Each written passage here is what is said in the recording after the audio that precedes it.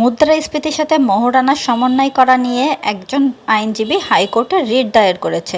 মানে মুদ্রাস্ফীতি অনুযায়ী যেন মহারণা বৃদ্ধি পায়, মুদ্রাস্ফীতি যদি বাড়ে তাহলে যেন মহারণা বেড়ে যায়, এরকমই দাবি আর কি ওই আইনজীবীর।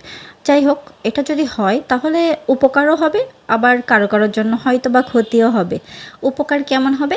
যেমন ডিভোর্সের পর অনেক ক্ষেত্রেই নারীরা রিকভারি অফ ডাওয়ারের মামলা দায়ের করে, অর্থাৎ মোহরানা রিকভারির মামলা, কেননা তাদের মোহরানা আগে পরিশোধ করা হয়নি। এই জন্য যদি মুদ্রাস্ফীতির সাথে মোহরানাকে অ্যাডজাস্ট করা হয় তাহলে অনেক স্বামীরা হয়তো বা ভয়ে ভয়ে বিয়ের সময়ই মোহরানা পরিশোধ করে ফেলবে, না হলে তো মুদ্রাস্ফীতির সাথে সাথে মোহরানার অঙ্কও বেড়ে যাবে, তো তাই না? এই ভয়ে অবশ্যই অনেকেই তাড়াতাড়ি দিয়ে দেবে মোহরানা, আর পরবর্তীতে এটা নিয়ে মামলার সংখ্যাও কমে যাবে। তখন অনেক নারীরা আর মামলা করতে আসবে না, কেননা তারা তো মোহরানা আগেই নিয়েছে। এই জন্য মামলার সংখ্যা কমবে আর নারীদের হয়রানিও কমবে।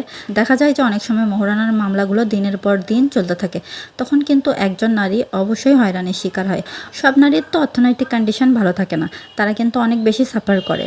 যাই হোক, অনেক কন্টেন্ট ক্রিয়েটার এটা নিয়ে ভিডিও বানাচ্ছেন, অনেকে ভুল ইনফরমেশন স্প্রেড করছেন, অনেকে ভুল ইনফরমেশন ছড়াচ্ছেন, অনেকে বলছেন যে আগের আইনটাই ভালো ছিল, এখন যদি এই আইন হয় এটা ছেলেদের জন্য একটা চাপ, পুরুষদের জন্য একটা চাপ। আমি জানি না তারা আগের আইন কোথায় পেয়েছিলেন, আমি জানি না আগের আইন কিভাবে ভালো ছিল।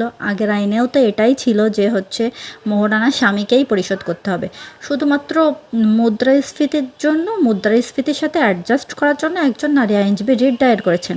এই রিটের পরিপ্রেক্ষিতে হাইকোর্ট কিন্তু রুল এখনও ইস্যু করেনি, আইন কিন্তু চেঞ্জ হয়নি যে মুদ্রাস্ফীতির সাথে মোহরানা বাড়বে কি বাড়বে না। আর আগেও আইন ছিল যে ডিভোর্স যেই দিক না কেন মোহরানা স্বামীকেই পরিশোধ করতে হবে। স্ত্রী যদি ডিভোর্স দেয় তাহলেও মোহরানা স্বামীকে দিতে হবে, স্ত্রী যদি অন্য কারোর সাথে পালিয়ে যায় তাহলেও মোহরানা স্বামীকে দিতে হবে। কেন দিতে হবে?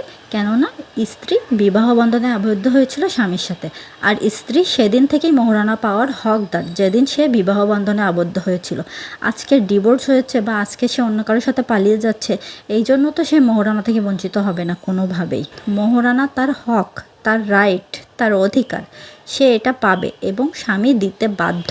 তাই যারা ভাবছেন যে আগের আইনটা ভালো ছিল, এখনকার আইনটা ভালো না, আগে সবাই জানতো নাকি স্বামী ডিভোর্স দিলে মোহরানা দিতে হয়, কিন্তু স্ত্রী যদি ডিভোর্স দেয় তাহলে নাকি মোহরানা দিতে হয় না, এটা পুরোপুরি ভুল। আগের আইনও ছিল স্বামী যে কোনো পরিস্থিতিতেই মোহরানা দিতে বাধ্য, এখনকার বর্তমান আইনও সেটাই আছে এবং ভবিষ্যতেও তাই থাকবে, স্বামী যে কোনো পরিস্থিতিতেই মোহরানা দিতে বাধ্য।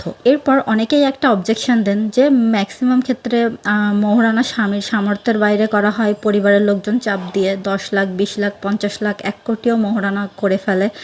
তো আপনি কেন কথা বলেন না? বিবাহ আসরে মোহরানা কেন আপনার বাপ, চাচা, কাকা এরা কেন ঠিক করে, আপনি কেন ঠিক করেন না? পুরুষ মানুষ আপনি বিয়ে করবেন, আপনার মোহরানা আপনি ঠিক করতে পারেন না যে আমি এই মোহরানা দিতে পারবো বা এর চেয়ে বেশি হলে আমি দিতে পারবো না? এইটুকু কথা আপনারা কেন বিয়ের সময় বলেন না?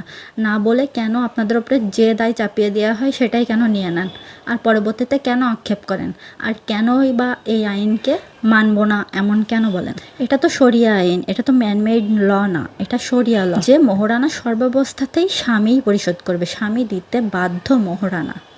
কথা বলছি মার্জিয়া তাসনিম সাথী, অ্যাডভোকেট, ডিস্ট্রিক্ট অ্যান্ড সেশন জাজ কোর্ট, সাতক্ষীরা।